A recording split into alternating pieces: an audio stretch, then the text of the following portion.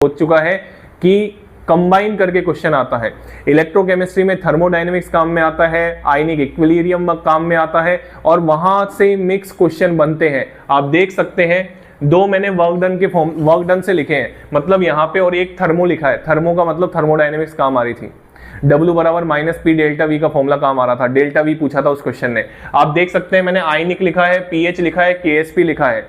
तो बेटा आप ये मान के चलिए कि अगर आप इलेक्ट्रोकेमिस्ट्री पढ़ रहे हैं तो आपको आयोनिक और थर्मोडायनेमिक्स की भी नॉलेज होनी चाहिए। बात समझ में आ गई? चलिए आगे बढ़ते हैं। तो बहुत इंपॉर्टेंट नॉन्स इक्वेशन 21 में से 10 question. Application of Kohlrausch law 2 question पूछे गए। एप्लीकेशन ऑफ कोलरोस लॉ में आप बहुत सारी चीजें पढ़ते हैं, लिमिटिंग मोलर कंडक्टिविटी निकालना, फिर आपका केएसपी हो गया, अल्फा निकालना वीक एसिड की।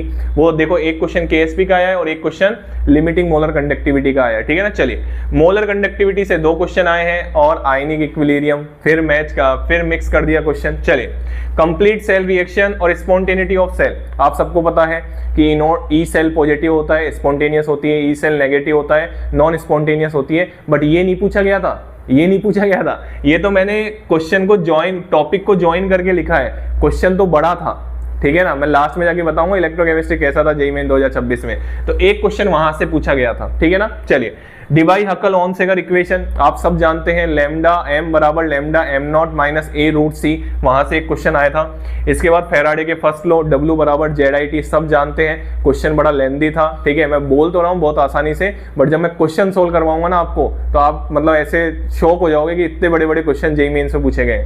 इसके बाद कंसंट्रेशन सेल आप सब जानते हैं, उसमें इलेक्ट्रोड सेम होती है, उससे एक क्वेश्चन था। रिड्यूसिंग एजेंट का ऑर्डर हर साल पूछा जाता है, या तो ऑक्सीडाइजिंग एजेंट का ऑर्डर पूछेगा, या रिड्यूसिंग टेंडेंसी पूछेगा, या ऑक्सीडाइजिंग टेंडेंसी पूछेगा, या रिड्यूसिंग एजेंट या ऑक्सीडाइजिंग एजेंट के ऑर्डर पूछेगा। एसआरपी वैल्यू देख के हम बताते हैं, अगर एसआरपी मोर पॉजिटिव होता है तो रिडक्शन होने की टेंडेंसी उसकी खुद की बहुत ज्यादा, और एसओपी मोर पॉजिटिव होता है, एसओपी मोर पॉजिटिव होता है तो उसके खुद के ऑक्सीडाइज होने की टेंडेंसी ज्यादा। तो अगर खुद के ऑक्सीडाइज होने की टेंडेंसी ज्यादा है तो सामने वाले को रिड्यूस करने की टेंडेंसी भी ज्यादा होगी। तो ये आपको कॉन्सेप्ट पढ़ाए जाते होंगे सिग्निफिकेंस ऑफ इलेक्ट्रोड पोटेंशियल के। चलिए इसके बाद इनोट सेल वर्सेस टाइम ग्राफ, ये यूनिक क्वेश्चन था। ये वाला जो क्वेश्चन था ना वो यूनिक क्वेश्चन था, आसान क्वेश्चन था, तो इसकी भी बात करेंगे। तो आप देख सकते हैं टोटल 21 क्वेश्चन, उसमें अगर आप देखें 10 क्वेश्चन नॉन्स इक्वेशन से। ये टोटल 19 शिफ्ट के जो क्वेश्चन आए थे ना इलेक्ट्रोकेमिस्ट्री के, टोटल 19 शिफ्ट में पेपर हुआ था जेईई मेन 2026 का, अप्रैल सेशन और कौन से सेशन को मिला के, जनवरी सेशन को मिला के। तो बेटा इसमें काफी क्वेश्चन नए तरीके के हैं जो हम देखेंगे जब मैं जेईई मेंस के पीवाईक्यू सोल्व करवा रहा होगा 2026 के। तो ओवरऑल अगर मैं इसकी बात करूं तो इलेक्ट्रोकेमिस्ट्री